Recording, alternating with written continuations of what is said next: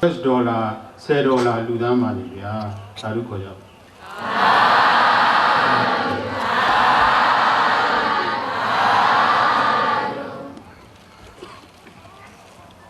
ခန္ဓာစီစဉ်6ရာဆရာတော်ဘုရားဟောကြားတော်မူသောတရားတော်များကိုနာယူကြရမှာဗျာ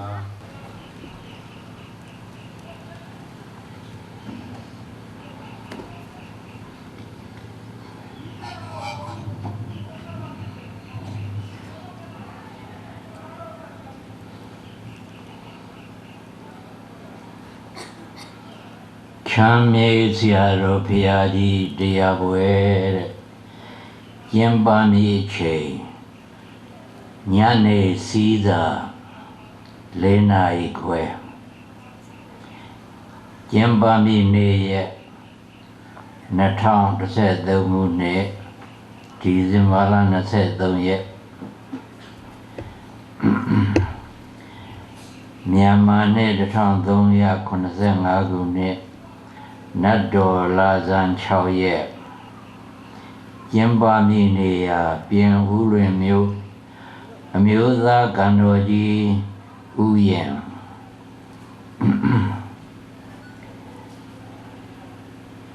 ဒီနေ့ဟောရမယ့်တရားကတော့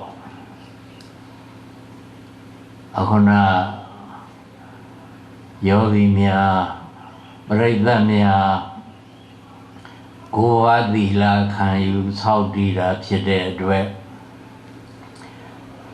ကိုယ်ဝါသီလမှာနောက်ဆုံးကမေတ္တာသဟဂတိနာစေတသာသဗ္ဗဝန္တံလောကံပရိတောဝိဟရာမိမေတ္တာသဟဂတိနာစေတသာမေတ္တာနဲ့ရှင်သောစိတ်ဖြင့်သဗ္ဗဝန္တံလောကံအလုံးစုံသောတ attva ရှိသောလောကကိုပရိတောပြန်နှံစေ၍ဝိရာမိနေပါအံ့တ attva အလုံးပေါ်မှာတ attva များချမ်းသာပါစေဆိုတဲ့မေတ္တာစိတ်ဖြန့်ပြီးတော့နေကြပါမယ်လို့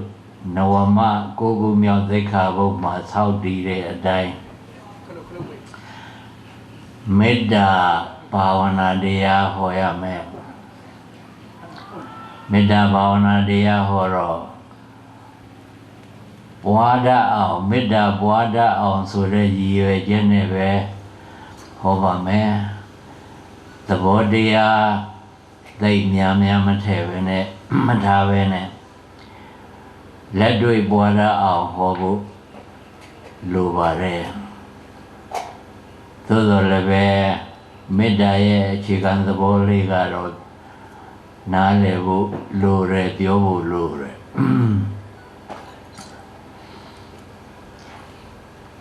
မြတ်စွာဘုရားရဲ့သာသနာတော်မှာဗျာမဝိဟာရတရား၄ပါးဆိုတာမြတ်စွာဘုရားမိန့်ကြားသွန်သင်ဆုံးမတော်မူထားခဲ့တယ်အရာထဲမှာတော့ဗျမစိုးတရား၄ပါးလို့ခေါ်ကြတယ်ကျမ်းဂန်မှာတော့ဗျာမဝိဟာရတရား၄ပါးလို့ဒီလိုပဲပေါ်ပါတယ်ဗျာမမြတ်သောဝိဟာရနေခြင်းဗျာမဝိဟာရမြတ်သောနေခြင်းတရား၄ပါးဒီတရား၄ပါးမိမိသဏ္ဍာန်မှာဖြစ်ပွားအောင်ဆင်ញံနှလုံးသွင်းပွားများအားထုတ်နေတဲ့ပုဂ္ဂိုလ်ဟာမြတ်သောနေခြင်းနဲ့နေတာပဲတဲ့ဒါကြောင့်ဗျာမဝိဟာရတရား၄ပါးဒီနေ့လည်းဖွင့်ပြပါတယ်ဗျာမဆိုတာဗျာမလူနတ်ဗျာမဆိုတဲ့ဗျာမကြီးတွေကိုဆိုလိုတဲ့ဝိဟာရဆိုတာနေခြင်းဗျာမဝိဟာရဗျာမာတို့နေခြင်းကဲ့သို့နေသောပုဂ္ဂိုလ်တဲ့ဘယ်ပုဂ္ဂိုလ်လဲဆိုတော့မေတ္တာကရုဏာမုဒိတာဥပေက္ခတရားများပွားများနေတဲ့ပုဂ္ဂိုလ်ဗျာမာများဟာဒီဗြဟ္မဝိဟာရတရား လေးပါးပြမစိုးတရားလေးပါးကိုအမြဲတမ်းပွားများပြီးအထုတ်နေသလိုအခုသတ္တဝါများလည်းပဲအထူးသဖြင့်လူတရားတော်မှာများရောဘုန်းကြီးများယဟန်များရောမေတ္တာတရားကရုဏာတရားဥပေက္ခတရားမုဒိတာတရားဥပေက္ခတရားပွားများနေတယ်ဆိုရင်ဗျာမာတို့နေခြင်းနဲ့တူတဲ့အတွက်ဗျာမဝိဟာရတရားလွယ်ကတော့မြတ်သောနေခြင်းဆိုတာအကောင်းဆုံးပါပဲဘာကြောင့်လဲဆိုတော့သတ္တဝါများပေါ်ချမ်းသာပါစေတိုးတက်ကြပါစေကြီးပွားကြပါစေအစစအဆင်ပြေကြပါစေလို့ဆင်ញံနှလုံးသွင်းပြီးတော့နေတဲ့မေတ္တာစိတ်ဟာအင်မတန်မြင့်မြတ်တဲ့စိတ်ပေါ့ထို့အတူပဲဆင်းရဲတဲ့သတ္တဝါကိုသနာကျင်လာတဲ့စိတ်လည်းပဲမြင့်မြတ်တဲ့စိတ်သတ္တဝါတိုင်းဟာမိမိတို့ကုသိုလ်ကံအကုသိုလ်ကံအားလျော်စွာဖြစ်ကြရတာပဲလို့အလဲအလားနှလုံးသွင်းတာလည်းပဲဒါလည်းမြင့်မြတ်တော်နေခြင်းပဲကြီးပွားချမ်းသာပြီးအစဉ်ပြေနေတဲ့သတ္တဝါတွေ့ရတဲ့အခါမှာဝမ်းမြောက်တဲ့စိတ်ဝမ်းသာတဲ့စိတ်ဖြစ်နေတာလည်းပဲမြင့်မြတ်တော်နေခြင်းပဲဒါကြောင့်ဒီတရားလေးပါးနဲ့နေတဲ့ပုဂ္ဂိုလ်ဟာမြင့်မြတ်သောနေခြင်းနဲ့နေတဲ့ပုဂ္ဂိုလ်ပဲမေတ္တာကရုဏာမုဒိတာဥပေက္ခမေတ္တာဆိုတာသတ္တဝါအလုံးကောင်းကျိုးချမ်းသာရပြီးအစအဆင်ပြေပါစေလို့သတ္တဝါတွေရဲ့ချမ်းသာမှုကိုလူလားတဲ့စိတ်ကိုမေတ္တာလို့ခေါ်တယ်ကရုဏာဆိုတာကတော့ဆင်းရဲတဲ့သတ္တဝါတွေ့ရတဲ့အခါဒီဆင်းရဲမှဒီသတ္တဝါလွတ်မြောက်ပါစေဆင်းရဲရနေတဲ့သတ္တဝါကိုသနာကျင်နာတဲ့စိတ်ကရုဏာမုဒိတာကတော့ချမ်းသာပြည့်စုံနေတဲ့သတ္တဝါကိုတွေ့ရတဲ့အခါမှာဝမ်းသာနဲ့ဒီသတ္တဝါချမ်းသာပြည့်စုံနေတယ်ဝမ်းသာတရားပဲသတ္တဝါတိုင်းသူ့လိုပဲချမ်းသာနေပြည့်စုံနေမဲ့ဆိုလို့ရှိရင်တော့အားလုံးချမ်းသာကြမှာပဲဆိုပြီးတော့ဝမ်းသာတဲ့သူရဲ့ပြည့်စုံချမ်းသာမှုကိုအာယုံပြုပြီးဝမ်းသာတဲ့စိတ်ဟာမုဒိတာပဲဥပေက္ခဆိုတာကတော့မိစ္ဆာတတာအလဲအလတ်သဘောထားတာအလဲအလတ်သဘောထားတယ်ဆိုတာဆင်းရဲတဲ့သတ္တဝါတွေ့ရလို့လည်းပဲတဏှာကျင်လာစိတ်အထူးမဖြစ်ပြည့်စုံချမ်းသာတဲ့သတ္တဝါတွေ့ရလို့လည်းဝမ်းသာမှုအထူးမဖြစ်ပဲသတ္တဝါဒုက္ခလျောက်သူဖြစ်တာပဲကိုလို့ဒီလိုဆင်ញံနှလုံးသွင်းတာဆင်းရဲတဲ့သတ္တဝါတွေ့ရပြန်တော့လေသူရဲ့ရှင်ကပြုခဲ့တဲ့အကုသိုလ်ကမကောင်းမှုကံကြောင့်သူဆင်းရဲနေတာပဲချမ်းသာနေတဲ့သတ္တဝါတွေ့ရပြန်တော့လေသူရဲ့ကောင်းမှုကုသိုလ်ကံတွေအဲ့ဒီအကျိုးတွေကြောင့်ချမ်းသာနေတာပဲဒါကြောင့်သတ္တဝါဟာမိမိကံလျောက်ဖြစ်နေကြရတာပဲလို့အလဲအလတ်နှလုံးသွင်းထားတာမေတ္တာမေဇတတာဥပေက္ခလို့ခေါ်အဲ့ဒီလေးမျိုးလုံးသတ္တဝါရဲ့သဏ္ဍာန်မှာရှိနေပြီးဆင်ញင်နှလုံးသွင်းပြီးဒီလေးမျိုးနဲ့နေနိုင်ပြီဆိုလို့ရှိရင်တော့လောကကြီးအမတန်ချမ်းသာတာပေါ့လေးမျိုးလုံးမဟုတ်ဘဲနဲ့မေတ္တာတစ်ခုတည်းပွားများအထုတ်နေတယ်ဆိုရင်ပဲတော်ကိုချမ်းသာနေပြီဒီလောကလုံးချမ်းသာနေပြီသတ္တဝါရဲ့သဏ္ဍာန်မှာသတ္တဝါတွေမှန်မြင်အားလုံးဆင်းရဲကင်းပြီးတော့ချမ်းသာခြင်းနဲ့အမြဲတစေပြည့်စုံနေပါစေအစသာအရာရာအစဉ်ပြေနေပါစေလို့ ဆိုတဲ့စိတ်ထားဟာအဲ့ဒါမေတ္တာစိတ်ပဲဟိတာကာရဗုဒ္ဓိလက္ခဏာမေတ္တာမေတ္တာဆိုဒီမှာဟိတာကာရဗုဒ္ဓိလက္ခဏာတတ္တဝါတို့၏အကျိုးစီးပွားကိုလိုလားသောအချင်းရာဖြင့်ဖြစ်သောစိတ်တဲ့ဒါကြောင့်တတ္တဝါတိုင်းချမ်းသာစေခြင်းနဲ့စိတ်ဆင်းရဲကင်းနေစေခြင်းနဲ့စိတ်တတ္တဝါတိုင်းအစစအရာရာအစဉ်ပြေနေစေလိုတဲ့စိတ်နေလိုတဲ့စိတ်အဲ့ဒီစိတ်ဟာမေတ္တာစိတ်ပဲဒါကြောင့်ပဲမေတ္တာပွားတော့မေတ္တာစိတ်ဖြစ်အောင်ပွားတယ်ဝဲကြအောင်အာလုံးသတ္တဝါတွေကျမ်းမာကြပါစေချမ်းသာကြပါစေကိုယ်ဆင်းရဲကင်းကြပါစေစိတ်ဆင်းရဲကင်းကြပါစေအစသာရာရာအစဉ်ပြေကြပါစေအဲ့ဒါသတ္တဝါတွေပေါ်မေတ္တာစိတ်ပွားလာပဲအဲ့ဒီနှုတ်ကအဲ့ဒါလိုပွားသလိုစိတ်ထားလဲအဲ့ဒီစိတ်ထားမိမိသံဃာအမြဲတစေဖြစ်ပွားအောင်ဆင်ញင်နှလုံးသွင်းပွားများပြီဆိုလို့ရှိရင်တော့အဲ့ဒါမေတ္တာတရားနဲ့နေတဲ့ပုဂ္ဂိုလ်ပဲမြတ်သောနေခြင်းနဲ့နေတဲ့ပုဂ္ဂိုလ်ပဲဘုန်းကြီးတို့ပြိဿအားလုံးလိုက်ဆိုကြည့်ပါအားလုံးသတ္တဝါတွေ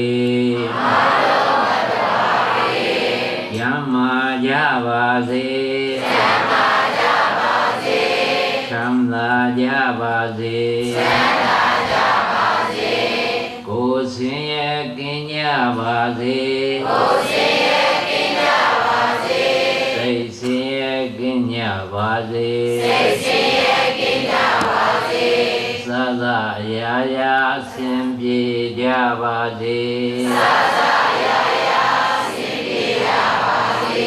အာလုံးသတ္တဝါတွေချမ်းသာကြပါစေချမ်းသာကြပါစေကိုယ်ဆင်းရဲကင်းကြပါစေစိတ်ဆင်းရဲကင်းကြပါစေသသရာရာအစဉ်ပြေကြပါစေ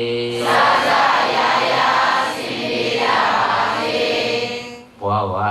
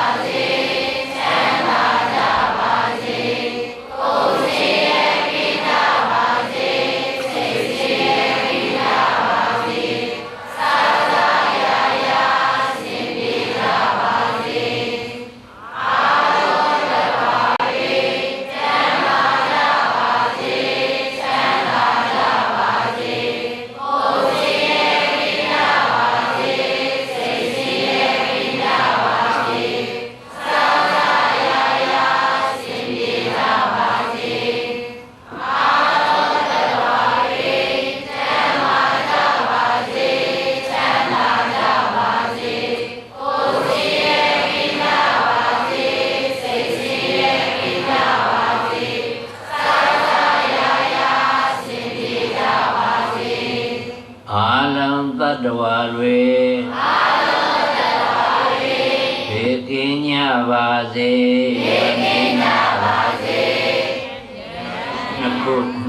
နှစ်ဝဲကြဆိုပါတော့အာလုံးသတ္တဝါတွေဘေးကင်းကြပါစေရန်ကင်းကြပါစေ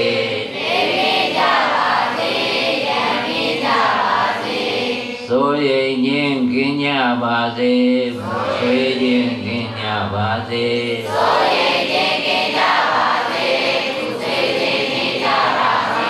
ဒီလင်ရွှင်လန်းချမ်းမြေ့ကြပါစေအာလုံးသတ္တဝါတွေဘေးကင်းကြပါစေရန်ကင်းကြပါစေ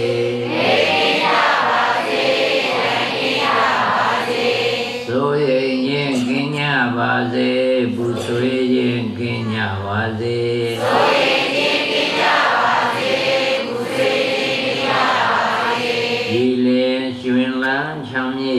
ပါစေသုံးဖို့ပွားပါ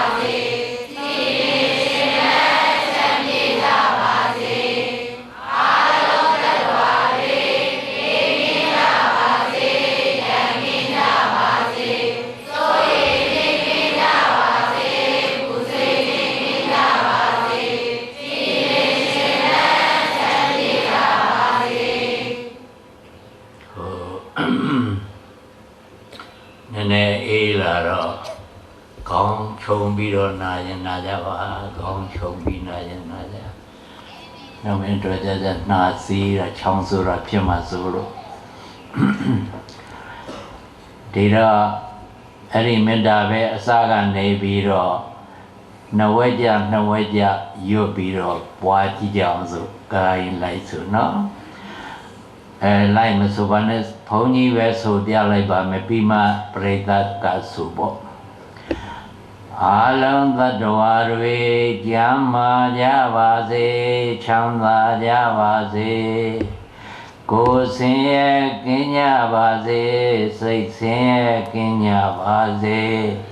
အစစအရာရာအစဉ်ပြေကြပါစေအားလုံးသတ္တဝါတွေဘေးကင်းကြပါစေရန်ကင်းကြပါစေဆိုရင်ခြင်းကင်းကြပါစေ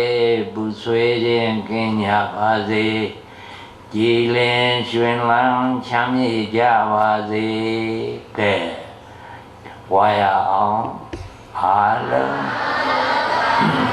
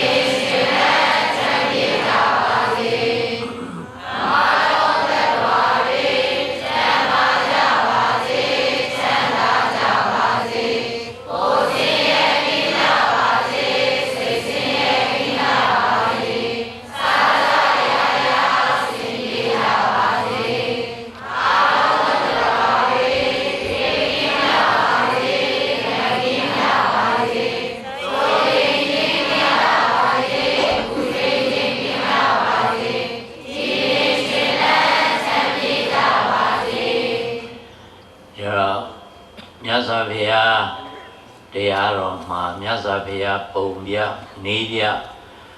မေတ္တာပွားပုံတော့ဘုန်းကြီးတို့ပြိဿအလုံးသိပြီးသားပါဗျာပိဇာဟွန်တုအနိဂါဟွန်တုဒုက္ခိအတ္တနံပရိဟရန္တုဒုက္ခမုစ္ဆန္တုယထာလတ္တသမ္ပတ္တိတောမာဝိကိသန္တုကာမတကာသဗ္ဗေသတ္တာသတ္တဝါမှန်သမျှအဝေရာဟွန်တုဘေးရန်ကင်းကြပါစေအဗျာပိဇာဟွန်တုစိတ်ဆင်းရဲကင်းကြပါစေအနိဂါဟွန်တုကိုယ်ဆင်းရဲကင်းကြပါစေ Dukhi Adanam Briharandu Mimi Gogo Chanda Zwa Sao Nai Nya Va Se Dukha Mausandu Siya Jima Lukin Nya Va Se Yatha Lada Thambati Doma Vikisandu Ya Vila Sisa In Chanda Ma Makin Kwa Mayoyo Ja Va Se Ne Kamataka Mimi Kamu Makamu Zida Nen Kuvain Osa Jija Paraga Dimenda Babuno Punino Burabada Manamia Alu Yaleya Pole Puani Jar Pali the solution no Tabe Tada Awera Hundu Abia Biza Hundu Aniga Hondu Dukhi Adanambri Harandu Dogha Mausandu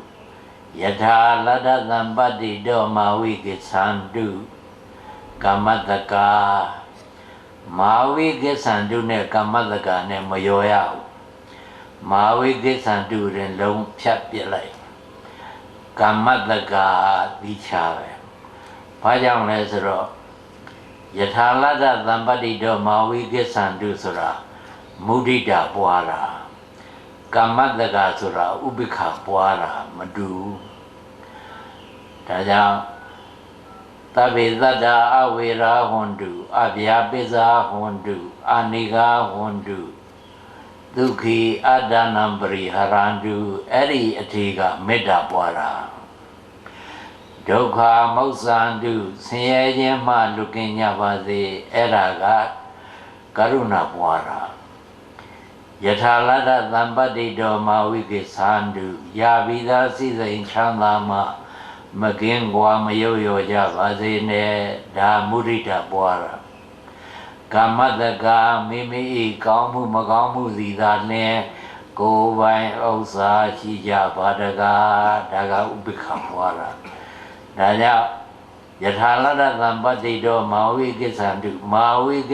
Kamataka Alu Mayoyo Yatha Lada Thambati Doma Vikisandu Piroma Kamataka Phonyi Dakao Mya Pali Yo Mya Mayo Dai Beva Me Phonyi Brida the Light Suya Tabe Dada Dadawa Manamya Awera Hondu Beyan Kinya Va Se Abya Biza Hondu Sai Siya Kinya Va Se Aniga Hondu Ko Siya Kinya Va Se Dukhi Adanambri Harandu Mimi Gogo Chanda Zwa Sao Nai Nya Va Se Eda Meda Puara Dukha Mausandu Siya Jima Lukin Nya Va Se Eda Karuna Puara Yatha Lada Thambati Doma Vikisandu Ya Vida Sisa In Chanda Ma Makin Kwa Mayoyo Ja Va Se Ne Era Mudita Puara Kamataka Mimi Kamu Makamu Zida Ne Kuvain Osa Jija Paraga Era Ubikha Puara How get that? Yama Viharadeya Levarun Kai Phonyiru Brida Boajiva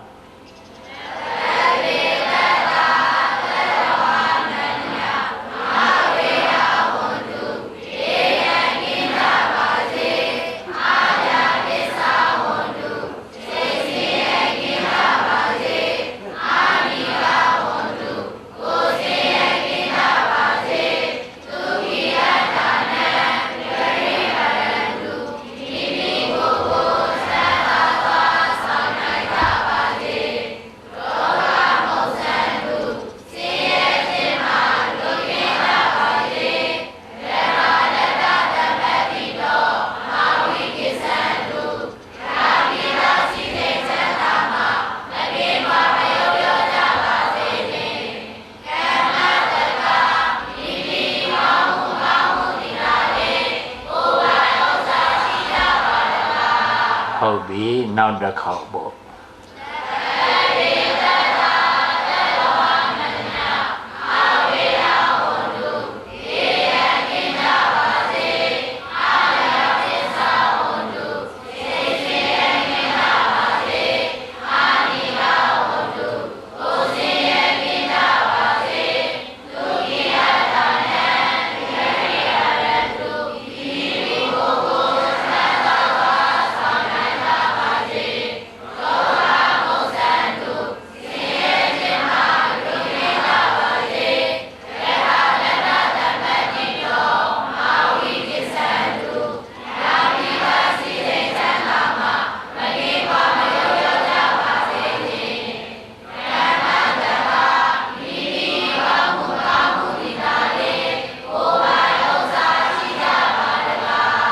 နောက်တစ်ခေါက်ပွားပါအောင်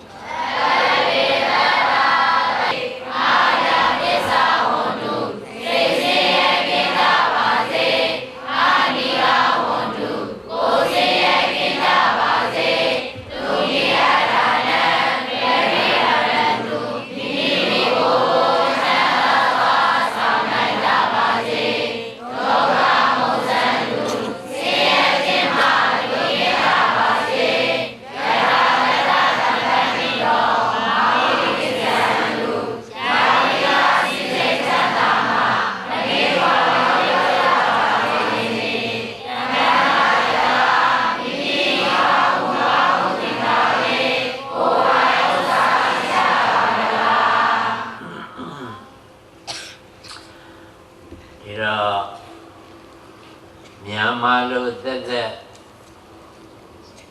ပွားလို့တဲ့အခါကျတော့ခုနပြောတဲ့အာလုံးသတ္တဝါတွေကြမှာကြပါစေလို့မြန်မာသက်သက်ပွားဖို့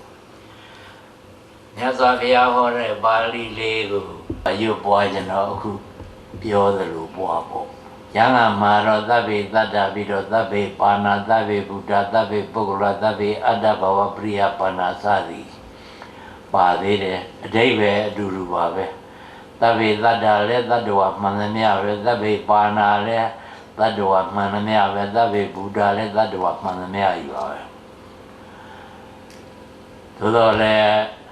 အဲ့ဒီနောက်ပိုင်းကသဗ္ဗာအဋ္ဌိယောသဗ္ဗေပုရိသသဗ္ဗေအရိယသဗ္ဗေအနရိယသဗ္ဗေဒေဝသဗ္ဗေမနုဿသဗ္ဗေဝိနိပါတိကအဝေရာဟွန်တုအဲ့ဒါကြတော့ကွဲသွားတယ်သဗ္ဗာအဋ္ဌိယောအမျိုးသမီးမှန်သမျှသဗ္ဗေပုရိသအမျိုးသားမှန်သမျှသဗ္ဗေအရိယပုဂ္ဂိုလ်မှန်သမျှသဗ္ဗေအနရိယပုထုဇဉ်ပုဂ္ဂိုလ်မှန်သမျှသဗ္ဗေဒေဝနတ်မြတ်မှန်သမျှသဗ္ဗေမနုဿလူသားမှန်သမျှသဗ္ဗေဝိနိပါတိကဘေဘုံသူဘေဘုံသားမှန်သမျှအာဝေရာဟွန်တုဘေးရန်ကင်းကြပါစေသွားတော့အဲ့ဒါဘာကွာသလဲဆိုတော့ပထမသဗ္ဗေတတ္တသဗ္ဗေပါဏာသဗ္ဗေဗုဒ္ဓသဗ္ဗေပုဂ္ဂလသဗ္ဗေအတ္တဘာဝပရိယပါဏာအဲ့ဒါကတော့အနောဒိမေတ္တာတဲ့ဘယ်သတ္တဝါလဲရလို့ပိုင်းခြားသတ်မှတ်မထားပဲနဲ့လောကမှာရှိသမျှသက်ရှိသတ္တဝါအလုံးကိုမေတ္တာပွားတာဒါကြောင့်သူ့ကိုပိုင်းခြားသတ်မှတ်မှုမရှိတဲ့မေတ္တာအနောဒိမေတ္တာလို့ခေါ်တယ်သဗ္ဗအဋ္ဌိယောကစပြီးတော့ဩဒိမေတ္တာယံငါမှာတော့အနောဒိသောဖရဏမေတ္တာဩဒိသောဖရဏမေတ္တာလို့အဲ့ဒါလိုသုံးပါတယ်အဲ့ဒါဘုန်းကြီးတို့တိုးအောင်သောလေးမထည့်ပဲနဲ့ဩဒိမေတ္တာအနောဒိမေတ္တာလို့ဩဒိဆိုတဲ့စကားလုံးကပိုင်းခြားသတ်မှတ်ခြင်းအနောဒိဆိုတဲ့စကားလုံးကပိုင်းခြားသတ်မှတ်မှုမရှိခြင်းအဲ့လိုအဓိပ္ပာယ်ရတယ်ဒါကြောင့်အခုသဗ္ဗအဋ္ဌိယောကစပြီးတော့ပိုင်းခြားသတ်မှုတွေပါလာတယ်အမျိုးသမီးတွေကြမ်းမပါစေဆိုတော့အမျိုးသားတွေမပါဘူးသဗ္ဗေပုရိသအမျိုးသားတွေကြမ်းမပါစေဆိုတော့အမျိုးသမီးတွေမပါဘူး သဗ္ဗေအရိယာဆိုအရိယာပုဂ္ဂိုလ်တွေကြောက်မှပါစေဆိုတော့ပုထုဇဉ်ပုဂ္ဂိုလ်မပါတရားမှုပိုင်ခြားသတ်မှတ်ထားတာအရိယာပုဂ္ဂိုလ်တက်တက်ပဲပိုင်ခြားသတ်မှတ်ထားတာသဗ္ဗေအနရိယာပုထုဇဉ်ပုဂ္ဂိုလ်မှန်သမျှဆိုတော့ပုထုဇဉ်ပုဂ္ဂိုလ်ကိုပိုင်ခြားသတ်ပဲပိုင်ခြားသတ်မှတ်ထားလိုက်တယ်အရိယာပုဂ္ဂိုလ်တွေမပါတရားမှုသဗ္ဗေဒေဝနတ်မြမမှန်သမျှဆိုနတ်မြမတွေပဲကြောက်မှကြသည်လူတွေပဲဘုံသူပဲဘုံသားတွေမပါဗျာမှုပိုင်းခြားသတ်မှတ်ထားတယ်သဗ္ဗေမနုဿာလူသားမှန်သမျှလူတွေကြောက်မှပါစေဆိုတော့နတ်မြမတွေနဲ့ပဲဘုံသူပဲဘုံသားတွေမပါဗျာသတ်မှတ်ထားလိုက်တယ်သဗ္ဗေဝိနိပါတိကပဲဘုံသူဘုံသားမှန်သမျှကြတော့ပဲဘုံသားတွေပဲနေရတရိษံပြိတ္တာသူရကဖြစ်နေတဲ့ဘယ်ပုံသားတွေပဲကြမှာကြပါစေလူတွေနတ်တွေပြမာတွေမပါဘူးအဲ့ဒါကပိုင်းခြားသတ်မှတ်တဲ့မေတ္တာလို့ခေါ်တယ်ဩဒီမေတ္တာအခုနအန္တဘာဝပရိယပါဏာအထိကပိုင်းခြားသတ်မှတ်မှုမရှိဘူးသတ္တဝါအားလုံးတတ္တဝါအားလုံးကိုရည်ပဲပွားတဲ့အတွက်အနောဒိမေတ္တာသဗ္ဗအဋ္ဌိယောကနေပြီးသဗ္ဗေဝိနိပါတိကအထိကပိုင်းခြားသတ်မှတ်ထားတဲ့ဩဒီမေတ္တာအဲ့ဒါလိုလေဘာကြောင့်လဲဆိုတော့တခါတရံတတ္တဝါအားလုံးကိုအာယုံပြုပြီးတော့ပွားတဲ့အခါမှာမိမိစိတ်ကတတ္တဝါအားလုံးပေါ်ပြအောင်မဖြတ်နိုင်တော့မေတ္တာအားနည်းတယ်သမာဓိလည်းအဖြစ်နည်းရင်နည်းတယ်ပေါ့ဒီလိုမဟုတ်ဘဲနဲ့တတ္တဝါကိုပိုင်းခြားပြီးတော့တစုတစုပွားလိုက်တဲ့အခါကျတော့အာယုံပြုရတာနေခြင်းတော့မေတ္တာလည်းပိုပြီးအားကောင်းတယ်သမာဓိလည်းပိုဖြစ်လွယ်တယ်ဒါကြောင့်မလို့ယံဖယံခါဩဒီပွားရယံဖယံခါအနောဒီပွားရဒီတော့ဘုန်းကြီးတို့ပြိဿတရားတော်မှာလာတဲ့အတိုင်းအနောဒိယောဩဒိယောပွားတတ်အောင်ပွားနိုင်အောင်ဘုန်းကြီးအတိုင်းပေးပါမယ်